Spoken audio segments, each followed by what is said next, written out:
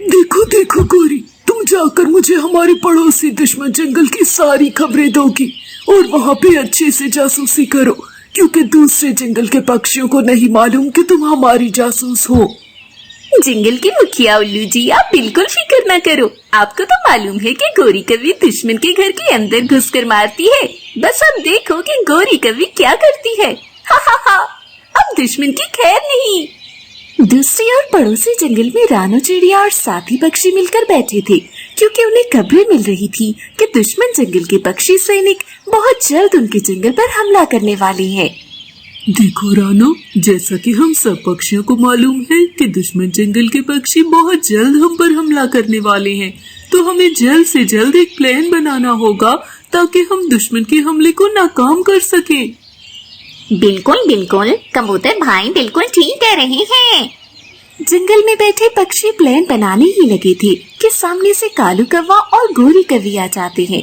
इससे पहले कि दूसरे परिंदे कालू कौवी और गोरी कौवी से कुछ पूछते, कालू कौवा उनके बोलने से पहले ही कहने लगा, मैं और गोरी कौवी दुश्मन के अगले मोर्चों पर गए थे और वहाँ से तुम्हारे लिए बहुत अहम, खुफिया और जासूसी मालूमात लेकर आए हैं। उन मालूमात के कारण हम दुश्मन को जंग में हरा देंगे। हो हो।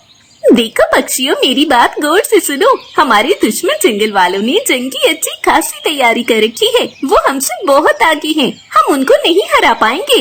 इसलिए तो मैं कहती हूँ कि हमें जंग से बाज आ जाना चाहिए और जाकर दुश्मन जंगल वालों से माफी मांग लेनी चाहिए।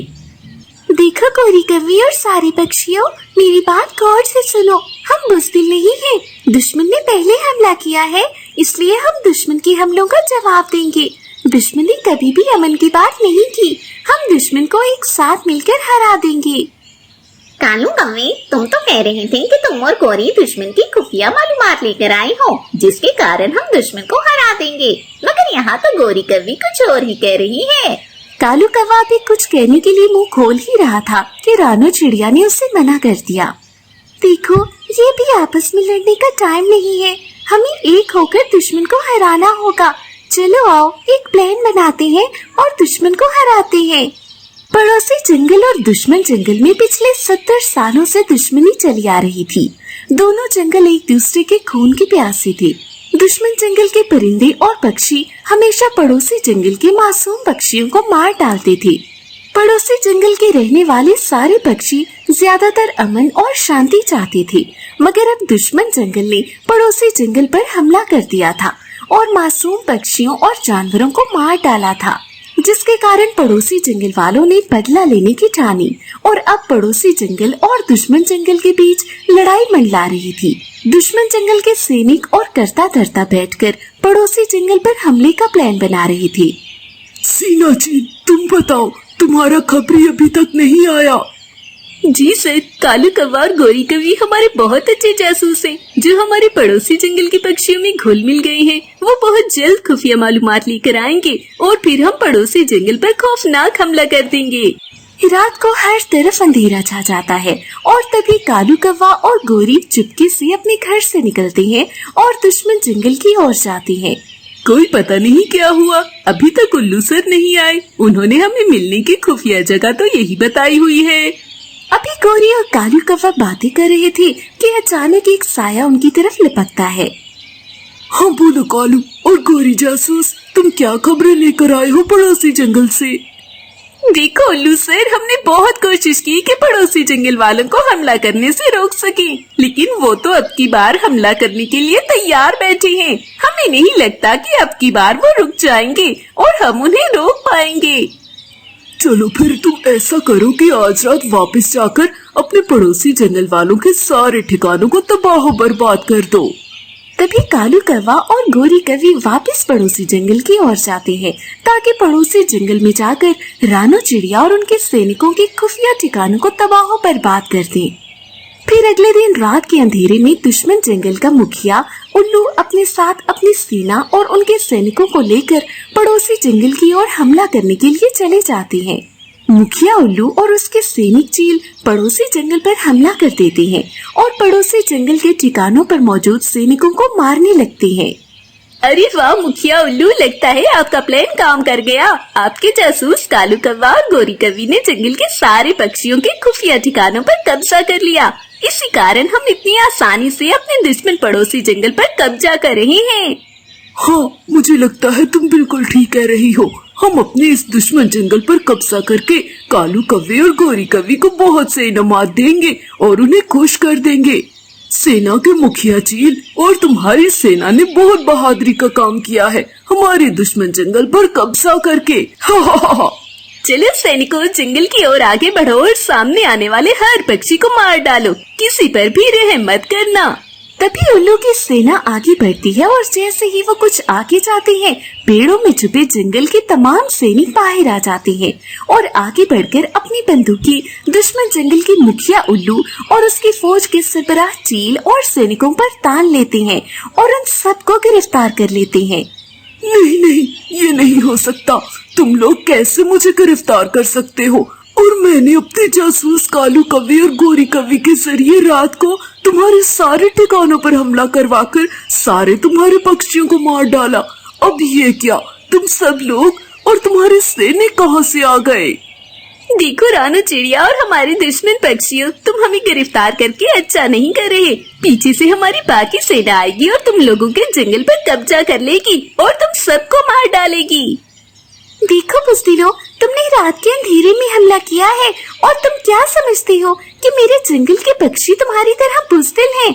नहीं नहीं, मेरे जंगल के सारे सैनिक और पक्षी बहुत बहादुर हैं।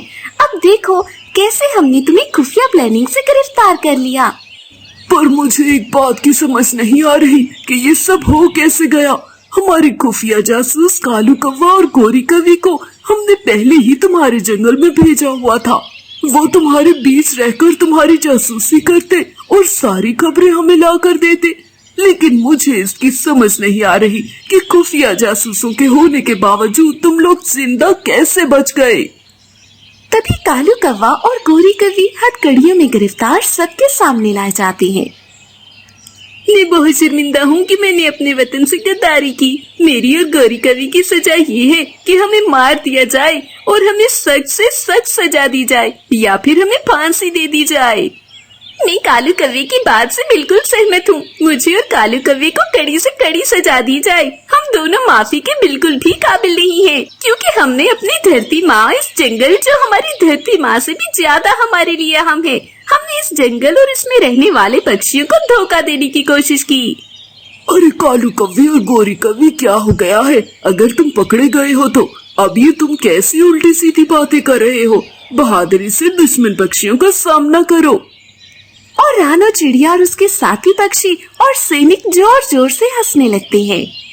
अरे तुम्हें क्या पता बुज़दिल चील की अपनी धरती माँ से मोहब्बत क्या होती है। मैं और कालू कुछ देर के लिए बहक जरूर गए थे, मगर हमें अपनी धरती माँ से उतनी ही मोहब्बत है कि हम इसके लिए अपनी जान भी कुर्बान कर सकते हैं। और तुम सोच रहे होगे कि कालू कौवा और गोरी कवि अरेस्ट कैसे हुए। जब हम तुमसे मिलकर अपने जंगल में वापस आए तो मुझे गोरी कवि ने कहा कि हम गद्दारी कर रहे हैं और हमें अपने जंगल में रहने वाले पक्षियों का साथ देना चाहिए, न कि दूसरे जंगल में रहने वाले दुश्मन पक्षियों का। इसलिए गोरी कवि और मैंने मिलकर ये फैसला किया कि हम अपनी धरती माँ जंगल से गद्दारी नहीं करेंगे। और फिर हम दोनों ने जंगल की मुखिया रानो चिड़िया को जाकर सब कुछ बता दिया और हमने अपनी गिरफ्तारी पेश कर दी। तभी रानो चिड़िया आगे बढ़ती है। अरे नहीं नहीं कालू कवि और गोरी कवि, हमें पता है कि तुम कुछ देर के लिए बहक गए थे, लेकिन अगर तुम हमें बुज़दिल दुश्मनों का खुफिया प्लान ना बताते तो अब तक हमारे जंगल के सारे पक्षी मर जाते। मैं कालू और गोरी कवि को शाबाश देती हूँ। हाँ तो मेरे साथी पक्षियों, क्या कहते हो? कालू कवि और गोरी कवि को सजा दी जाए या फिर छोड़ दिया जाए? और बाकी मैं अपने जंगल के सैनिकों को हुक्म देती हूँ कि दुश्मन मुखिया उल्लू और उसके सैनिकों को गिरफ्तार करके कानून के मुताबिक उन पर मुकदमा चलाया जाए और कानून के मुताबिक इनको सजा दी जाए। और फिर सारे पक्षी कालू कवि और गोरी कवि को माफ करने का मुतालबा करने लगे। तो देखा आपने कि बुज़दिल दुश्मन हमेशा गद्दारों के साथ मिलकर जंग जीतने की कोशिश करते हैं, मगर बहादुर लोग और बहादुर पक्षी दुश्मन की सारी साजिशों के बावजूद कभी भी हार नहीं मानते।